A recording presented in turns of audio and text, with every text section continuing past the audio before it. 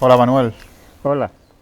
5 de octubre de 2020, pájaros cantando, el Atlántico delante y estamos en las Palmas de Gran Canaria, pero cualquiera podría decir que estamos en una azotea habanera ahora mismo, ¿no? La catedral, eh, el aire colonial de algunas torres de convento, las casas, algunas construidas, los perros que ladran. Los perros, Los perros ladran igual en todas las ciudades, sí, ¿no? en todas partes. Tienen un idioma universal. Pues sí, creo que sí. Como decía un amigo mío, sin dudamente. Sin dudamente, ¿las ciudades viajan con nosotros, Manuel? Pues sí, yo estoy completamente seguro de que sí. He tenido la suerte de caminar un poco por el mundo y te digo que sí, que las ciudades, y no solo la tuya, no solo la ciudad en que tú naciste o en que te criaste, que es la ciudad que es, la que será siempre, sino cualquier ciudad por la que hayas pasado y hayas visto un rincón que te gusta y ya lo fijas, lo fotografías, y ese va contigo a cualquier otra ciudad que vayas. También va a los poemas, ¿no? También van los poemas, van muchas cosas. En definitiva somos un equipaje, somos un baúl, diría yo, sin fondo, que va recogiendo pedazos de mundo, de voces, de sonidos, y eso es lo que nos conforma. Manuel, yo quería empezar esta entrevista porque tú viniste con ella aquí, hablando de Ofelia, hablando del amor, hablando de la vida, pero hablando del amor. Si yo te pregunto a ti, ¿qué es para ti el amor y qué ha sido el amor en tu vida? ¿Qué me responderías? El amor puede ser tantas cosas. Yo, hablando pronto y mal, te diría que es una forma de las relaciones naturales entre los seres humanos. Es una forma de la amistad, y la amistad es una forma del amor. No son exactamente lo mismo, pero pienso muchas veces que sin una, la otra no funciona muy bien. Creo que son partes del mismo, de la misma gracia o del mismo problema. Depende de cómo tú lo mires.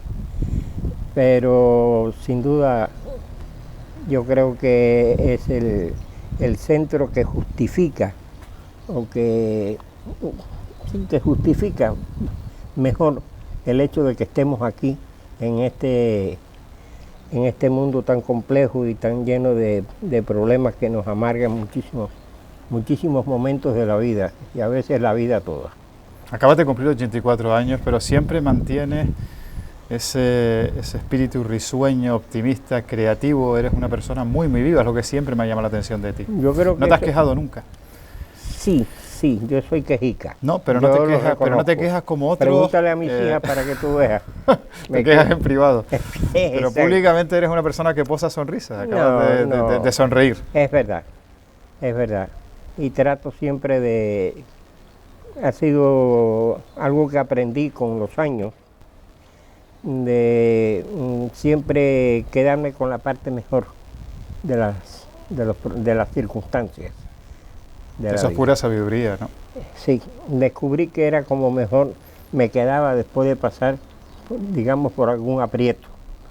Y entonces, como todo en la vida es complejo, no hay nada en estado puro, siempre todo está en una composición de problemas, de matices, de sentimientos, de lo que sea, pero siempre es como más surtido. Ajá. Es más surtido, y entonces ahí hay cosas buenas, cosas malas, cosas menos buenas, cosas menos malas, y he tratado siempre, eso ya te digo, es un aprendizaje de años. Yo creo que yo empecé a intentar eso ya cuando había pasado los 50 años, de quedarme siempre con la parte mejor. En esos aprietos, Manuel, yo quería tocar en esta entrevista, lo hablamos previamente, porque se cumplen 50 años el año que viene, porque se va a hablar mucho del caso Berto Padilla. Tú fuiste jurado de... Es el único premio, de los jurados que le dio el premio que queda vivo, soy yo. Y todo aquello marcó inevitablemente el devenir de la Revolución Cubana, fue un antes y un después. Fue cuando pues Jean-Paul Sartre, Susan Sontag, Cortázar, se rompió el acuerdo de la ilusión, la utopía de una revolución progresista, intelectual, y se descubrieron las fauces del tirano, ¿no? La fauces del tirano que luego se ha multiplicado por otras revoluciones. Sí. Parece que no aprendemos, ¿no? Ni de un lado, ni de un extremo, ni de derecha, ni de izquierda, a reconocer las fauces del tirano, y siempre están ahí. A mí me gustaría que habláramos del caso Berto Padilla. ¿Quién fue Berto Padilla? ¿Cómo sucedió todo aquel proceso? Porque tú eres un testigo, eres prácticamente ahora la persona quizás que mejor lo puede contar. Y luego, bueno, que me valorabas también esas fauces del tirano, cómo la analizas tú, cómo pasa el tiempo y siguen de alguna forma engañando, ¿no?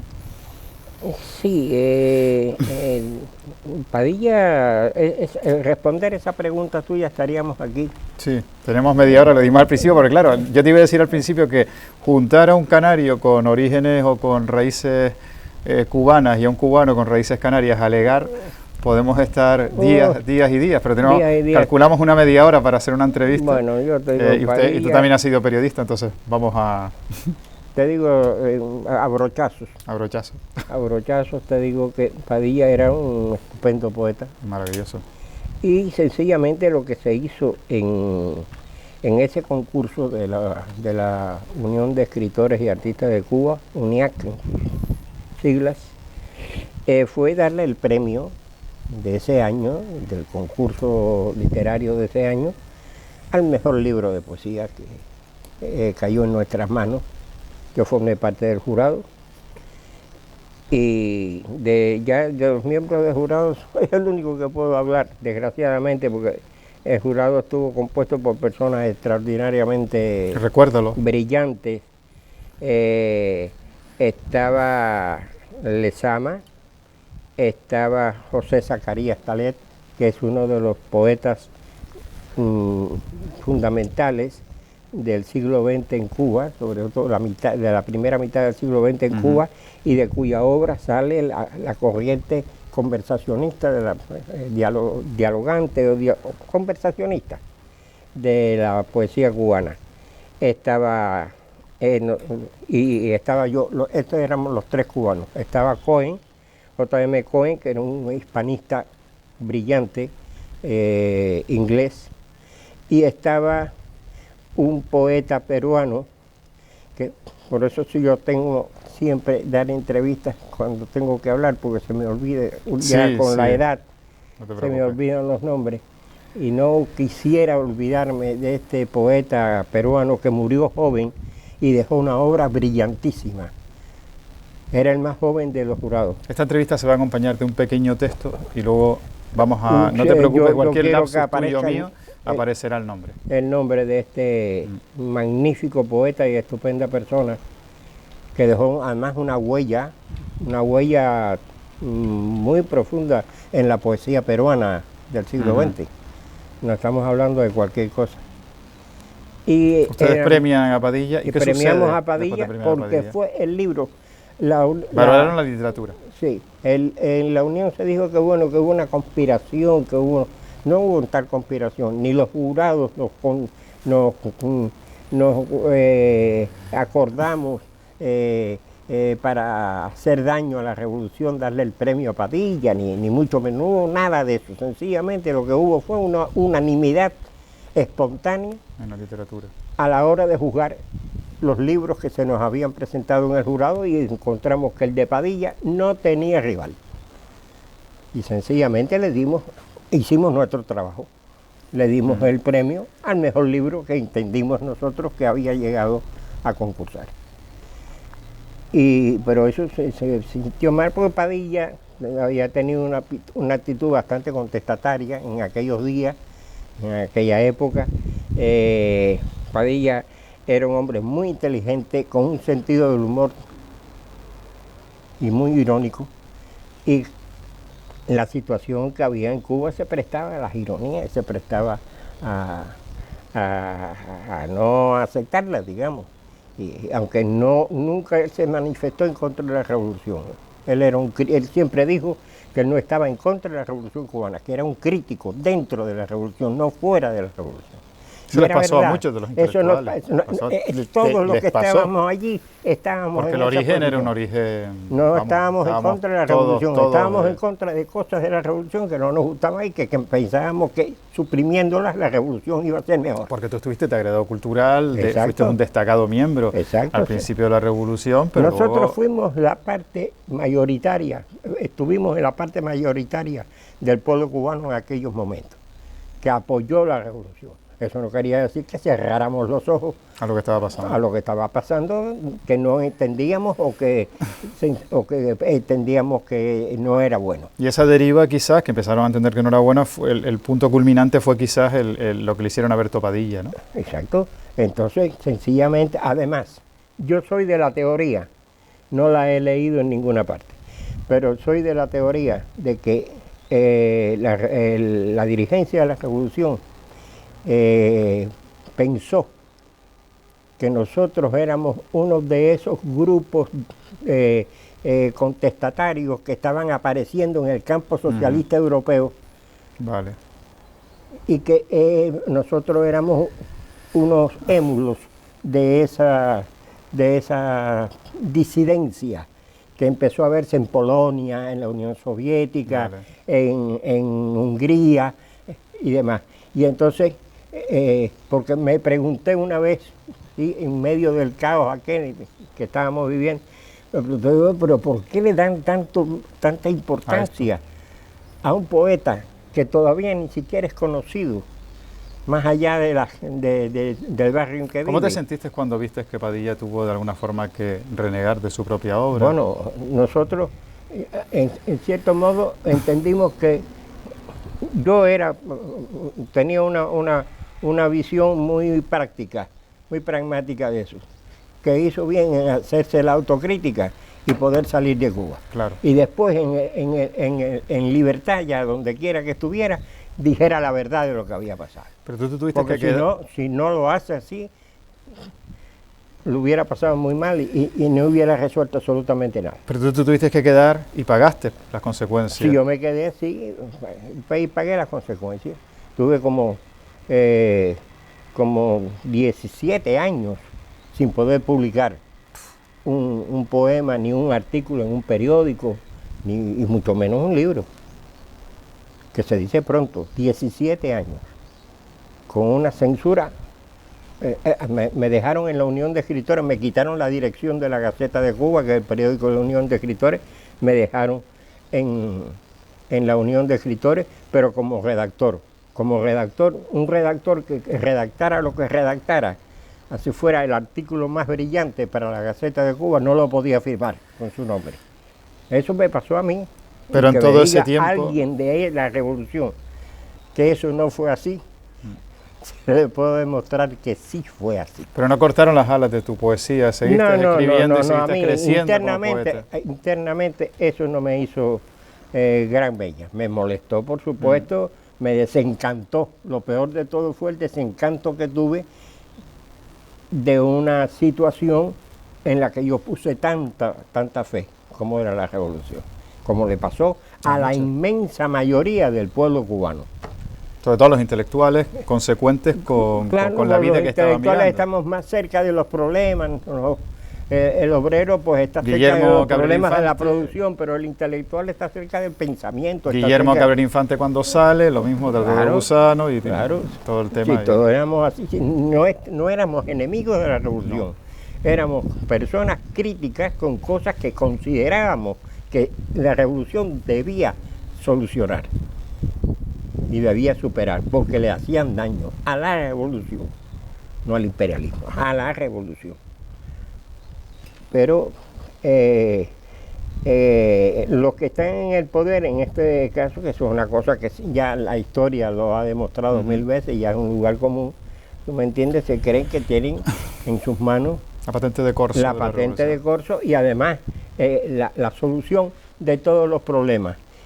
Y que su visión de los problemas es indiscutible, es apodíctica. ¿Y Lezama cómo encajó todo aquello? Lezama, tú conocías a Lezama mucho tiempo antes por Lezama encajó como lo encajamos todo. ¿Cómo era Lezama? Lezama no era un hombre político, empezando por ahí. Él no era un hombre político, era un hombre que vivía inmerso en la literatura, sobre todo en la poesía. Pero él no era un hombre político, pero era un cubano que estaba viviendo en una situación revolucionaria como la que estábamos viviendo todos. Y desde luego, tonto no era ni ciego. Y, y entonces, pues también tenía sus opiniones que no eran las opiniones de un político, eran las opiniones de un ciudadano inteligente y culto, ¿tú me entiendes? Que miraba algunas cosas y que no estaba en contra tampoco de la revolución.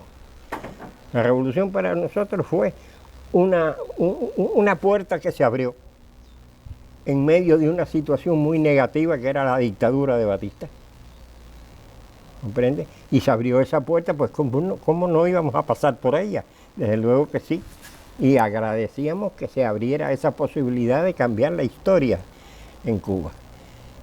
Ahora empezaron a hacer cosas y yo creo que en el caso Padilla influyó mucho ese temor de que en Cuba hubiese aparecido ya el fenómeno que se estaba dando en el campo socialista en algunos Europa. De Europa y en algunos de los países principales, empezando por la Unión Soviética, porque ahí estaba Sájarov, estaba este poeta que le dieron el Nobel, magnífico. Solzhenitsyn. ¿Perdón? Solzhenitsyn, ¿no? No, bueno, estaba Solzhenitsyn. No, me refería a un poeta que incluso puso poemas de él el otro día en el muro, pero en mi memoria bueno, en la memoria de un hombre de 84 años que tiene muchas cosas que pensar, que no conoce todavía y tiene que emplearla en eso. Lezama, cuando tú conoces a Lezama, Ofelia fue creo que secretaria de Lezama, si no me equivoco. Ofelia era la secretaria de Lezama cuando yo la conocí. Incluso recuerdo que fui a despedirme de Lezama cuando yo iba para asumir una beca en Europa. Fui a despedirme de él. Y cuando llegué allí encontré que en el buró que ocupaba la secretaria que yo le conocía a Lezama, que era una señora ya mayor, pues ya no estaba esa señora mayor que se había jubilado. Y ahí vi una muchacha muy inteligente, porque se expresaba muy bien, qué sé yo, y muy bella. Hablemos al amor. Y entonces le preguntó a Lezama, ¿quién es? Y me dice, esa. Lezama hablaba así porque era asmático. Yo lo imito. A ver, imítalo. Con respeto. Dice, esa muchacha es mi nueva secretaria. Digo, sí, ¿quieres que te la presente? Y digo, bueno, sí, preséntemela. Y entonces la llamó, ya vino, se sentó incluso a conversar con nosotros. En fin, me despedí de ambos y me fui para Europa. Ya estuve un año en París. Y cuando regresé a La Habana, una de las primeras cosas que hice ¿Fuiste a ver a Lezama a ver a Ofelia? A ver al gordo. y estaba todavía la muchacha, aquella que seguía siendo su secretaria. Y entonces allí ella vino para oír los cuentos que yo le estaba haciendo a Lezama de Europa, qué sé yo. Cuentos esos muy canarios, Manuel. Me dijo ella que a ella le gustaría estudiar francés, estaba pensando estudiar francés y matricular en la Berlitz, que era una escuela de idiomas que había entonces en América. En Cuba había una sucursal. Y entonces yo ya le dije, bueno, a mí también me gustaría mejorar mi francés, porque yo el francés que sé es un francés muy malo, es un francés mal aprendido y de 4 palabras. Así que, ¿cuándo piensa usted matricularse? Dice, no, esta misma noche. Digo, pues yo la voy a acompañar. ¿Y cuántos años estuviste con ella después? 35 años. Con 2 hijas maravillosas, vives con ellas en España ahora. Viniste al exilio, saliste de Cuba con ella, con tu familia, pudiste salir. Exactamente. Y así fue, y ella ya entonces en un momento dado dejó de trabajar con Lezama, pero la vinculación con Lezama siempre se mantuvo. Entonces el que empezó a trabajar con Lezama fui yo, en el Instituto de Literatura y Lingüística. Era mi jefe inmediato. De jefe, vamos. ¿De jefe por qué? Digo yo que de jefe tenía poco, porque Lezama se metía en sus asuntos y a él lo que le interesaba era la literatura. Un paradiso de literatura. Sí, él... ¿Y qué es para ti la literatura, Manuel? Para mí la literatura es una de las formas más sofisticadas que tiene la inteligencia humana para explicarse el jodido mundo en que vive. Eso es para mí, así grosso modo, lo que es la literatura. A partir de ahí podemos llegar a acuerdos parciales. Parciales, por ejemplo, la poesía es un acuerdo parcial. Es un acuerdo parcial. Háblame de la poesía. ¿Cuál es el proceso tuyo creativo de un poema? Hablábamos antes de esas ciudades que viajan contigo, de esos recuerdos, de todo lo intenso. Pero el momento de la escritura, ¿cómo aparece ese poema? Bueno, yo no sé cómo aparecerá en otros poetas. Yo pienso que en cada poeta tiene sus características personales. A mí, para responder tu pregunta, voy a hacer una anécdota que la responde perfectamente. Un cuento que decías antes. Un cuento. Eso es muy canario, Pero decía, porque aquí se dice eso, te voy a hacer un cuento. Un cuento, que es real, lo que te voy a contar es real. Contar. Me pasó no hace unos pocos años. Mirando una cosa en internet, veo una foto en que aparecía un puente, gente caminando por el puente, y una figura de mujer al borde de la fotografía, que casi salía ya de la fotografía. Estaba mirando yo una foto que se había hecho en un puente que hay en París, que se llama el puente de Caulaincourt, por el que pasé millones de veces, porque comunica Montmartre con el centro de París. Sí, sé cuál es. Y veo que era una foto de cuando se inauguró ese puente, porque era una foto que formaba parte de un reportaje sobre la inauguración de la Tour Eiffel. Entonces, yo veo todo aquello y veo a esa figura femenina que no se le veía la cara, la foto es mala, una foto de aquella época y reproducida. Entonces, está muy bien vestida a la época, con falda larga, qué sé yo, un sombrero con flores, y qué sé yo, y con el rostro así mirando por encima de la baranda del puente. Como yo había pasado por allí tantas veces, yo sabía que esa señora, esa figura, estaba mirando para abajo, porque lo que estaba era mirando al cementerio de Montmartre, que está abajo del puente. Y yo vi aquello y me dije, aquí hay un poema. En esta foto hay un poema. La copié y la guardé entre mis papeles.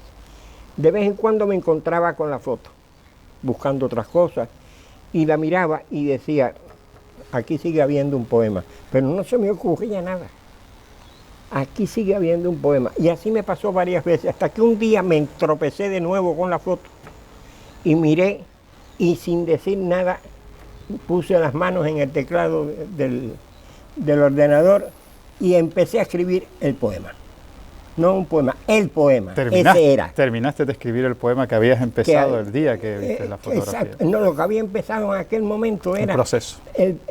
La idea de que allí había un poema, pero no sabía cuál sería. Qué bonito. Entonces, en ese día de gracia, vi que allí el poema ya había llegado. Y sencillamente así, sin pensar nada concreto, ni cómo empezarlo, puse las manos en el ordenador y salió un poema muy sencillo, uno de los poemas más sencillos que he escrito en mi vida. Así empezó a surgir. Nunca sabré cómo se llamaba, ni cuáles eran sus flores preferidas. La conocí una tarde paseando por un puente. La conocí una tarde, no me acuerdo el gesto del poema, del verso. La conocí una tarde. Ella paseaba por un puente de París y yo por un álbum de láminas antiguas. Lo demás carece de importancia. El poema más simple, más hermoso, que he escrito en los días de mi vida y uno de los que más me gusta. Yo creo que con eso, la Manuel, conocí una tarde. Repite. No me acuerdo el final del verso, no importa. Ella paseaba por un puente de París y yo por un libro de láminas antiguas. Lo demás Nosotros carece de importancia. hemos paseado durante algo más de media hora por un libro de láminas antiguas y un libro de láminas luminosas, que es tu vida, que es la literatura, que es el amor. Mientras hablabas de poesía empezó a sonar, a amenazarnos el ruido externo, el martillo neumático, eso que está a veces fuera y que se cruza con la belleza, pero al final pudo el poema más que el ruido. Y la verdad es que te agradezco mucho esta entrevista. Creo que queda un testimonio aquí de cara al año que viene para todo el tema de Padilla, pero sobre todo queda una presencia humana y literaria como es la tuya, mágica, Manuel. Bueno, muchas gracias por esta entrevista y un placer Gracias para Tiempo de Canarias. Muchas gracias a ti. Gracias.